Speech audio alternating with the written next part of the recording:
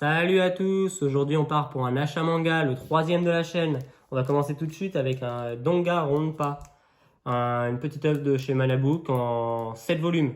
4 volumes pour la première saison et 3 volumes pour la deuxième saison. On est sur un prix de 7,90 €. Le tome est plutôt épais. L'œuvre en elle-même est bien. Alors ça parle d'élèves qui qui sont forts dans une catégorie, qui vont être transférés dans une école suite à un événement, on ne sait pas lequel. Et en gros, dans cette école, pour pouvoir être diplômés, ils vont devoir tuer d'autres élèves.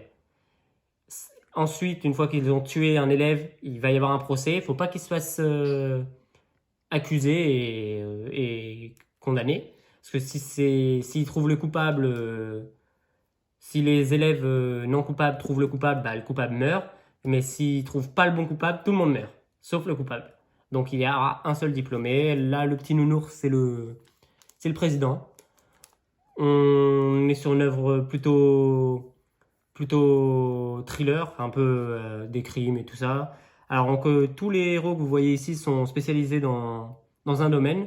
Mis à part la fille aux cheveux blancs, ici, on ne connaît pas son domaine, c'est écrit en point d'interrogation dans l'œuvre. Et notre héros principal, qui est le garçon ici, qui est le héros choisi au hasard. En fait, c'est l'élève choisi au hasard qui n'a pas de spécification. Donc voilà, une bonne petite série en 7 tomes. Très bon boulot chez Manabook. Ensuite, on va aller chez Kana avec leur nouvelle œuvre, La légende de l'immortel Chandras. Alors là, je l'ai lu. C'est très très bien. Et c'est pas cher. On est sur un prix de 6,85 €. Et en fait, ça parle de l'immortel, lui là, qui est là. Il y a un groupe qu'on appelle les Chandras, c'est 7 immortels. Mais en fait, il n'y avait pas 7 immortels, il y avait 8 immortels pour chasser des dragons. Et en fait, les 7 immortels ont trahi celui-ci et l'ont tué. Mais lui, c'est un... Du moins, en fait, les autres sont pas vraiment immortels, ils ont des pouvoirs d'immortels. Et lui, c'est vraiment un immortel, c'est ça son pouvoir en fait. Il peut pas mourir. Donc ils ont trouvé un moyen de l'enfermer pendant un certain nombre d'années, du moins en lui écrasant la tête et tout ça, mais en gros, voilà, on va suivre l'histoire de lui, le 8e, et la fille d'un des autres immortels, qui vont s'allier pour essayer de se venger. Donc une petite série courte en 3 tomes de chez Kana. Franchement, j'ai hâte de découvrir la suite.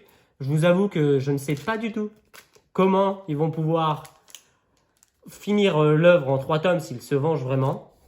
J'arrive pas à savoir, alors j'espère que ça va pas être une fin précipitée.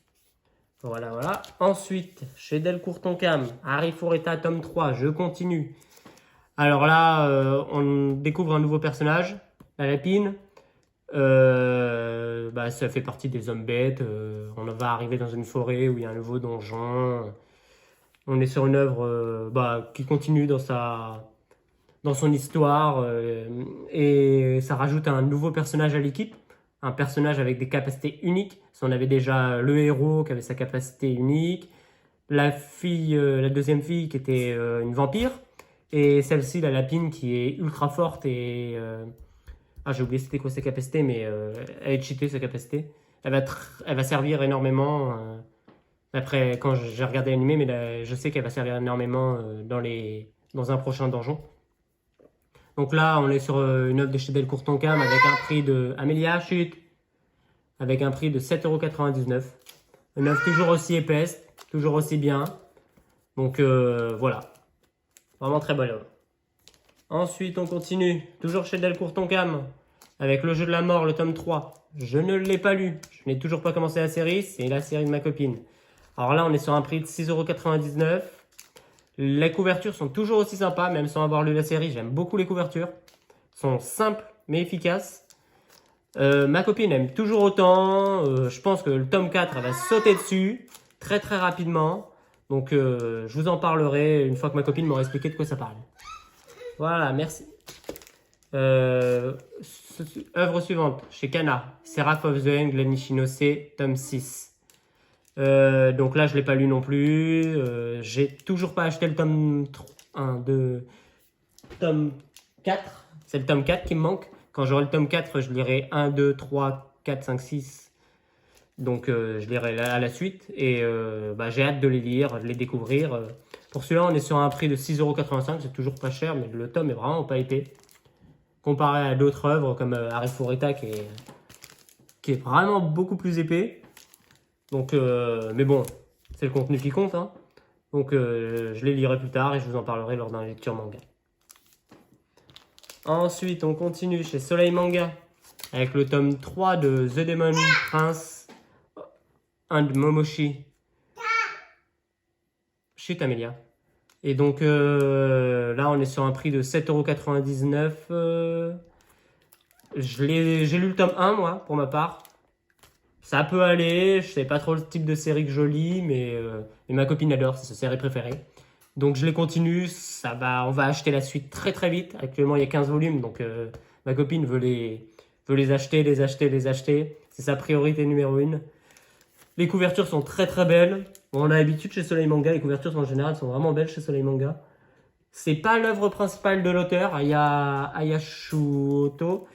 Ma copine avait testé en scan sa première œuvre, mais elle a pas du tout aimé, donc elle préfère celle-ci. Donc on va rester sur celle-ci, en espérant qu'elle aime la suite. Et enfin, pour terminer notre dernière œuvre, on va aller chez Nazca Édition avec le tome 10 de chez Todag. Je n'ai pas reçu la version anniversaire, je n'ai pas eu cette chance.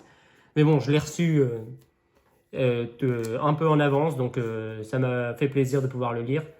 On est sur une couverture toujours aussi belle, avec Nili et son beau-père. Amélia, chute. Avec l'oiseau qu'on voit en haut, ça va être une œuvre, du moins une invention qu'il va y avoir dans cette œuvre-là, c'est un ancêtre.